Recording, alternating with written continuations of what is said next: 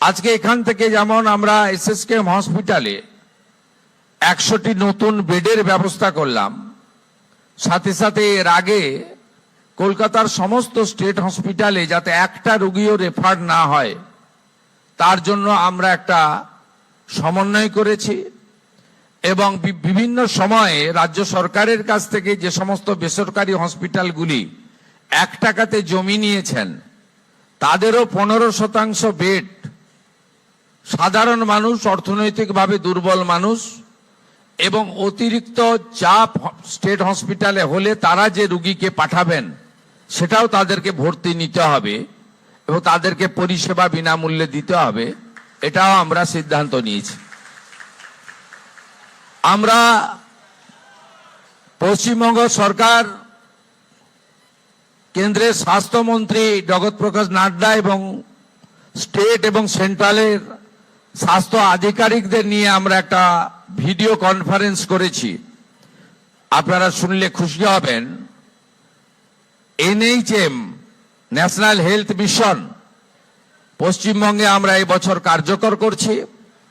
2103 কোটি টাকা বরাদ্দ দিয়েছে ভারত সরকার, যার মধ্যে ইতিমধ্যে 527 কোটি টাকা পশ্চিমবঙ্গ সরকার পেয়ে গেছে। আমরা আয়ুষ্মান ভারতে গেছি, আমাদের প্রধানমন্ত্রীর প্রতিশ্রুতি ছিল জনগণকে, সেই খাতে বরাদ্দ দিয়েছেন ভারত সরকার আমাদের এই বছর 976 কোটি টাকা, মানে সেন্ট্রাল শেয়ার। আমি আপনাদের কাছে আনন্দের সঙ্গে ঘোষণা করছি, গতকাল স্বাস্থ্য সচিব এবং মুখ্য সচিবের সঙ্গে চিঠিপত্র আদান প্রদান হয়েছে। আমরা 1,36,00,000 পরিবারের প্রায় 6 কোটিরও বেশি মানুষকে আয়ুষ্মান ভারতের আওতায় পশ্চিমবঙ্গে আনছি।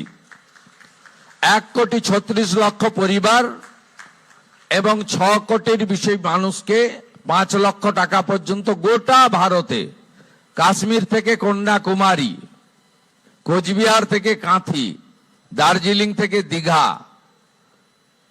ভেলোরের সিএমসি থেকে মুম্বাই টাটা ক্যান্সার হসপিটাল, সমস্ত এইমস থেকে সব জায়গায় আপনারা এই আয়ুষ্মান ভারতের সুবিধা আগামী দিনে পেতে চলেছেন। এমনকি পেটের দায় যারা পরিযায়ী শ্রমিক হিসেবে বাইরের রাজ্যে থাকেন, কর্মসূত্রে থাকেন, তারাও শিক্ষাসূত্রে থাকেন, তারাও আয়ুষ্মান ভারতের সুযোগ পাবেন, গ্রহণ করবেন। এই যুগান্তকারী সিদ্ধান্ত আমরা ইতিমধ্যে গ্রহণ করেছি।